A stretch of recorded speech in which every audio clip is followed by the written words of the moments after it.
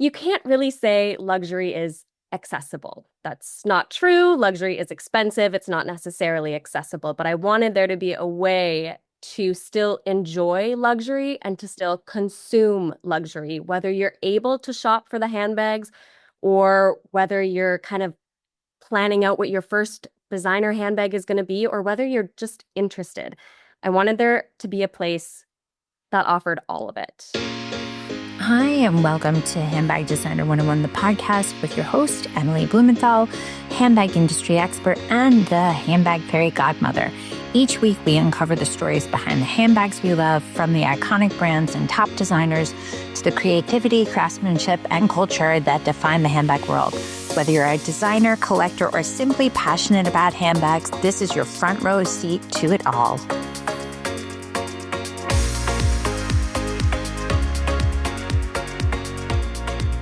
Welcome, Shay Prasad of Bags for Breakfast, to Handbag Designer 101, the podcast. I love an Instagram friendship. Welcome, welcome. Thank you so much, Emily. I am truly so excited just to chit chat handbags, fashion, everything. So I'm very honored that you reached out. You have quite a glistening resume of yours. So yeah, you do. You've done so much. So I'm really excited to be here. Well, listen, if I'm talking handbags and I'm the only podcast that does it, then I need to make sure I have everyone who touches that, whether it's directly or tangentially. And Bags for Breakfast, that in itself, I was like, how can I not talk to her and be best friends with her? From Canada. Love a Canadian. Are you a lefty? Not a lefty. Do you write with your left hand? No, I write with my right hand. Okay, I just figured it was like going to be like a triple bonus. I collect No, left-handed I people. wish. I tried and it never took. Although my senior year in college, I was so bored that I figured, like, well, if anybody ever finds me for like doing a crime I didn't commit, I really should be good at like writing with my left hand. So I could be like, it's not, I don't know. It's just, the things you come up with in a Russian lit class, Oh my gosh. Yeah. I had mental free time. So anyway, we were chit-chatting before. You are so cute. I want a Shay doll. I'm dying. How did all of this come to pass? Like, what is Bags for Breakfast? And then we'll work backwards. Okay, let's do that. What is Bags for Breakfast now? So, what Bags for Breakfast is now is it is a place for anyone who's interested in fashion to consume fashion in different ways. So, we offer fashion consumption through fashion history education. So, I write a blog on Substack and I also post on Instagram. The Substack is a deeper dive into various topics. And then the Instagram is just kind of fun little tidbits that maybe you didn't know about before.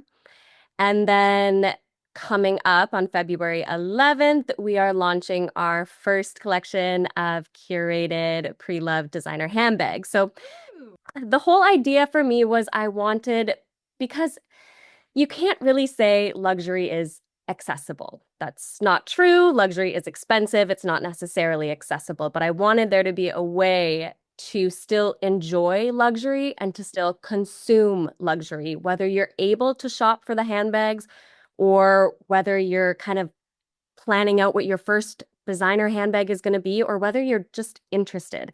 I wanted there to be a place that offered all of it. So that's sort of what we built. So what do you cover on your Substack? Yeah, so we just finished a alphabet handbag designer series where I went through the entire alphabet, 26 weeks, and each week I would ask my audience, what designer do you want to learn about and what handbag do you want to learn about? So Was it alphabetical? Yeah. Like, was it like this is the week of C, or how did it work? Exactly like that. This is like next week is letter B. What do you guys want to learn about? That kind of thing. So the Instagram was just a little like 30 to second to minute deep dive on whatever designer or handbag we were talking about that week. And then the Substack really gets into it. Just a little bit more of a deeper dive. So you had said that you had a background in retail, which is not for the faint of heart. Did you know when you were doing this that you would have to be front facing on the camera to talk about that? Was that comfortable? Was that natural? Just because you'd done so much retail talking, or was it like, did it take a minute for you to find your footing? Yeah, it's kind of funny. Every single retail job I had, I started on the sales floor and I eventually became some sort of online personality for that social. So it's really interesting when I look back at my career path. I always started on the sales floor. That's what I love. But then with four different companies, it turned into, okay, 4 days a week on the sales floor, 1 day a week making videos showing off our products. So I really, really genuinely love creating content. I love being in front of the camera, but it's not even really about the camera. I think I like interacting and I don't really know what the right word is, but I enjoy it. I enjoy chit-chatting. I enjoy talking. Can I tell you something? I learned this with my very first high powered, really coveted internship in advertising, again, 100 lifetimes ago, where I kept saying, I really, really wanted to be the salesperson, the one that pitches, the one that goes out, that talks to customer, that the one that's going to essentially be the one trying to figure out what to buy, like what was needed. I'm like, all can't speak. And she said to me, you would never open up a clothing store if you didn't know how to shop. So you Mm. have to get into the mindset of a buyer before you could ever be a customer. I think that's a much more clear way of saying that. So, in that, learning how to be a buyer and really, I don't think you could have ever gotten to this point for Bags for Breakfast to actually carry inventory unless you had spent that time working with customers, retail anthropologically, watching them shop, interact, see, feel, touch. And I think so much of that people are so quick to become and go on the creative side and neglecting that whole lifetime of experience of going out because you can be a consumer and I love to shop or I love handbags or I love Gucci, I love Loewe, I love all these brands and I know so much. However, until you're on the other side, like what you've done, you never really understand because you need to be fluent in not only the DNA, but the shortcomings and understanding how people wear it, what doesn't fit, what season. Oh, you know what? This won't work if you're wearing a jacket. This doesn't have a crossbody strap. Actually, and saying it in a very polite way, like you might have lunch lady arms, no disrespect, but like it doesn't work. You shouldn't be wearing something over your shoulder because the essence of a handbag is an extension of you, your body. And it's, people say they dress stems up, shoes up. Oh, But yeah.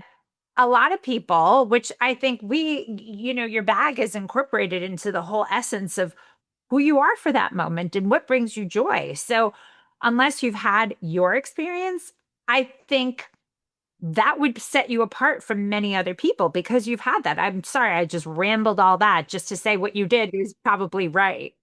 No, thank you so much for saying that. And I think there's so many different things I could touch on here, but the most important thing I think about is just with social media, people see this sort of like glamour of marketing and content creation, and they see just a surface level of it. But really, all of my learning and exactly what you said, I would not be able to even think about doing what I'm doing right now had I not had, gosh, I've been in retail for 10 years almost. And you hit the nail on the head too, where let's say you hadn't had that retail experience. You are really single focused on what your shopping habits are, what your style is, but you need to think, what does everybody else look for? And that's something you can really only get when you're on the other side of it. Hmm. But yeah, the learnings that I've had in retail are absolutely invaluable. And we were chatting earlier that sometimes people don't really take retail as a serious job. And you know what? Whatever, I'll let them think that. But things from buying, from learning how to do inventory, from just invaluable lessons. Invaluable. Even so much as I bet your closet is very neat and organized. I don't know. Mine is not. I'd be terrified if anyone came in and looked, but there have been enough shows on TV or whatever, like Housewives or so forth, where people have rooms dedicated and closets dedicated to storage and product and this and going back to Clueless with Polaroids, like all those things. The normal person does not either have the real estate or the patience or the wherewithal. So, how learning even the simplest element of inventory, how to put, how to pack, how to find, what's the best way, how not to compromise the product, especially when you're dealing with product within the circular market. All those things matter so very much. So much. And I don't know how you learn it. I mean, I guess you just figure it out, but had I not had the experience that I had with all those little things, like well, you don't even think about packing, you don't even think about storage, you don't think about any of that stuff. Had I not had that experience, this would have taken me a lot longer to conceptualize and to bring into reality. Can I ask you something just from a layman's perspective? So people buy toys, right? Like antique toys, and they keep them in the packaging and they don't play with them. And therefore they gain value. You buy a Birkin bag or you buy a Chanel or whatever product within the circular market. The goal as a buyer, as a consumer buyer, is to buy something that's had the least amount of usage. However, the whole purpose, as far as I can say, is you're buying a product to enjoy it. So, how do you, as someone who's now on both sides, how do you present a product? How loved is it? What's too loved? What makes something unsellable? If I have this product and I've worn it to death, but now I'm done, I think the season's done, but I know it's sellable. Like, how loved is too loved? Or is there not such a thing? If you ever wanted to start a handbag line and didn't know where to start, this is for you. Living proof that independent designers can make it big. Emily Blumenthal is one prime example. If you had dreams of becoming a handbag designer and didn't know where to start, this is for you. If you have a handbag brand and are in need of strategy and direction, this is for you. I'm Emily Blumenthal, handbag fairy godmother and handbag designer expert, and this is Handbag Designer 101, the masterclass. Over the next 10 classes, I will break down everything you need to know how to make, market, and manufacture a handbag. Broken down for you that you'll not only skip steps in that handbag building process, but also save money in that learning curve. For the past 20 years, I've been teaching at the top fashion universities in New York City, created the Handbag Awards, and also the Handbag Designer 101 podcast. I'm going to show you like I have countless brands from sketch to sample to shelf, whether you're just starting out and don't know where to begin, or even if you have a handbag line and just need some strategic direction, the Handbag Designer 101 Masterclass is just for you. So let's get started, and you will be the creator of the next It Bag. Join me, Emily Blumenthal, with the Handbag Designer 101 Masterclass.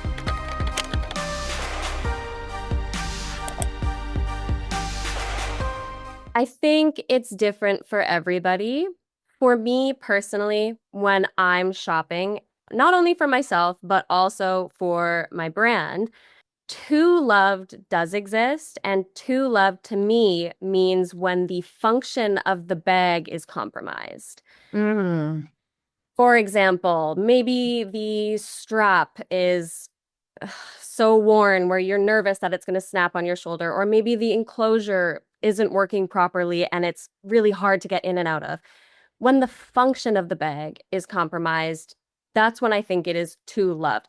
That being said, depending on the kind of person you are, you can also find a bag that you are absolutely in love with. And if you are committed to that bag, you will take it somewhere to like leather surgeons, anywhere, and get it fixed and up to par. So for me, my brand, myself, condition is subjective, and this is what's so hard. But I really like a piece that has life to it. And where that line is so hard to say. But a good example is I always say my dream bag is a worn out Birkin. I want a big Birkin 40. I want it to be slouchy. I want to throw it over my shoulder. I don't want to have to worry about it. I love the look. And that's me. And again, as we were talking about earlier, as a business owner, I would be doing myself a disservice to think that I know everything. I don't. And this is going to be my first collection. So I had in mind my audience, and my audience loves vintage. They love a story. So that's what I shop for, and that's what I shop for now. A little bit of wear and tear is totally fine by me. If anything, it adds to the character of the bag. But if it has a cool story, it has a cool background, then not a lot else matters in terms of condition to me. I don't think you should downplay, and I would say this as a female business owner, creator, entrepreneur, whatever the flip you want to call it, I feel like we are inherently taught to almost apologize on our way in. And I hear you doing that. And like to anybody who's listening, it's like, it's always ideal if you've been front facing within the market, right? That you've had the opportunity to work with customers and you've had the luxury to really get into the mindset of what they're looking for, what they're shopping. And I love the word retail anthropology, but truly like understanding how and way they shop, not virtually, but like in a retail environment. And I think it seems like the natural progression for you to go into actually investing in products. So I don't think you need to say that you don't know everything. I don't think anybody knows everything. I have so Truly, much. like Yeah, I the fact. I think there's something to say about that. Like I think there's a difference about perhaps speaking with confidence unapologetically versus saying you know everything. And I think there's a fine line. So I would like you to retract that you don't know everything because I think you know a lot. And that's why people listen and are curious and will want to learn more about this. Just The fact that you said this is a huge wake-up call for me because anyone who knows me closely, and I do speak about it on my personal page too, the hardest thing for me now moving forward, my challenge as a business owner is going to be embodying my confidence and stepping into my knowledge because I do know a lot. I am an expert in my field.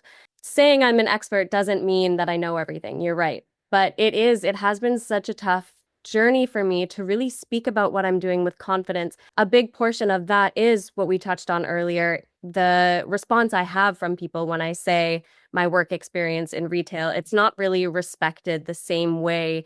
Say, I don't know, I come from a fully medical family and I have the most supportive family in the entire world. But the respect that you get when you say I'm working in retail is just not the same as if you say I'm a medical professional.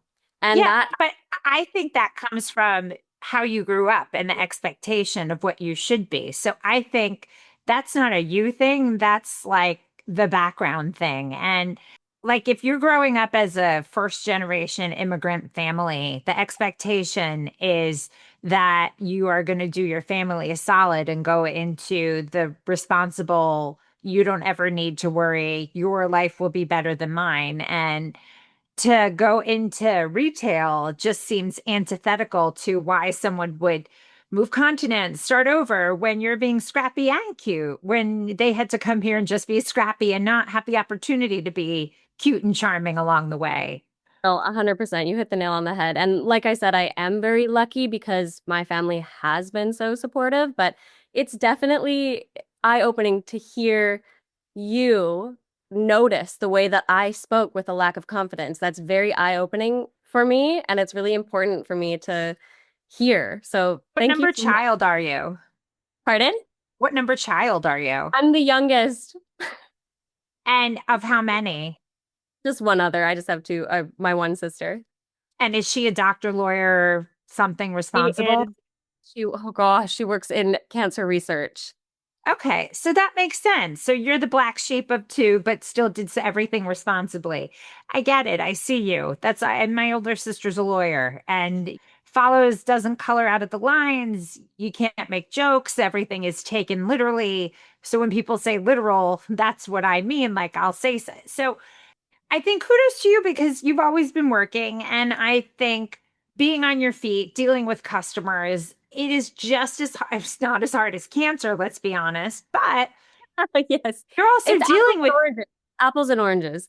right, but you're also dealing with people who may or may not have had cancer and you're helping them bring joy. So where's the line of difference? You know, like, I will stand behind this always. Retail is one of, and I've done serving as well. So just any customer facing job is one of the most difficult things you can do. Yeah. because you're in a spot where people can actually complain about you. Whereas if you're a cancer person, it's all gratitude. So, you know, like you're the one who's going to deal with the brunt of their bad day, not And this is her. another offshoot too with the confidence thing is social media has just really become, I love social media. I always will, but there is a level of needing to step lightly and just, and if I say what people, and in the realm of fashion, what people are forgetting is that fashion inherently is subjective. That's just how it is.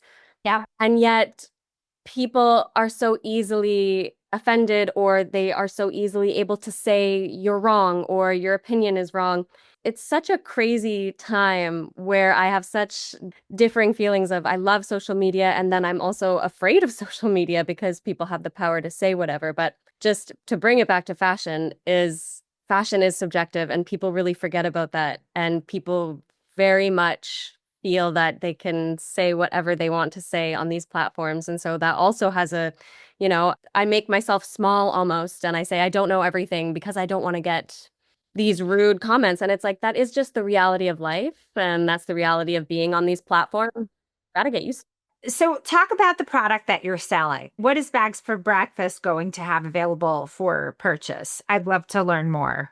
Yes. Okay. So really the whole thing with Bags for Breakfast too is I was listening to your interview with Wale, and he said something that just rings in my ears all the time. And he said, the product doesn't matter.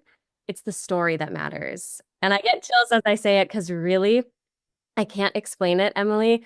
The story brings me so much joy. It brings me so much joy, and it makes me so excited. And sometimes when I look at other resale sites, again, every resale seller has an audience, but I want more. I want to know a little bit more about the bag that you're selling. So our first collection is going to be 8 pre-loved handbags that have been sourced from around the world. We work with Entropy, so everything is Entropy authenticated. We've had him, we've had the founder of Entropy on also. So you got I to have find been that slowly episode. working through all of your episodes.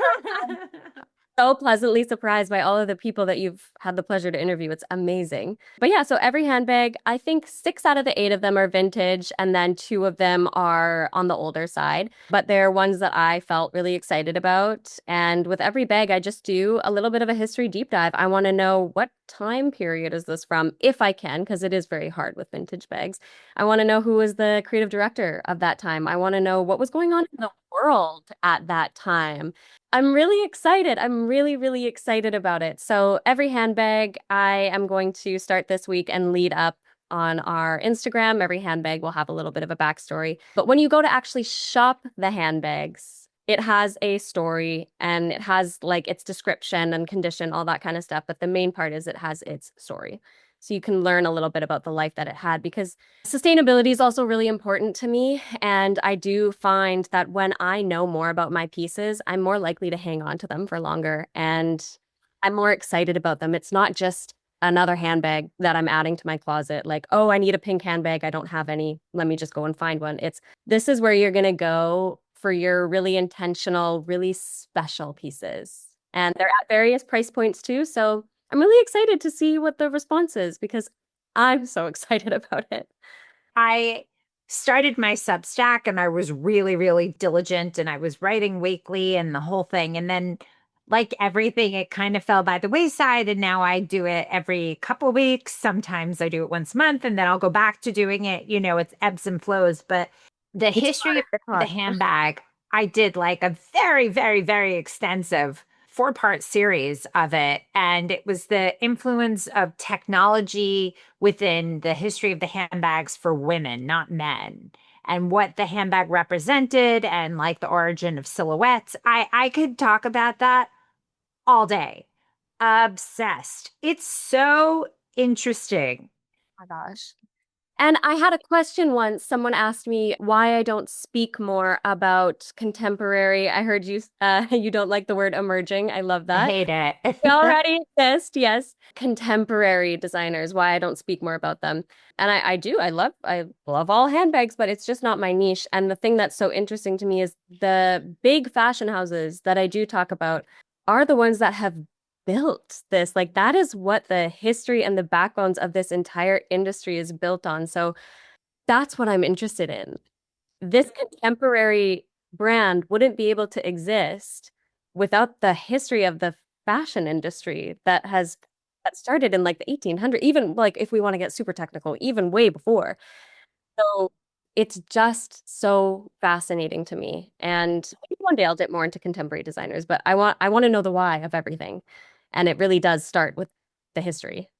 That is so spot on. The funny thing is about contemporary designers, like they'll be vintage in 10 years because no one will know. They'll be like, oh, I didn't know. So then lo and behold, the 1990s, like you talk to someone now, they say the 90s, they think it's like the 1890s is this equivalent to that. But I interviewed the founders of Grayson, Pete and Joy, separately. And now they're one of the biggest brands in Korea. But during the rise of the independent designer, which was pretty hardy in like the early 2000s, there were so many brands that had moments.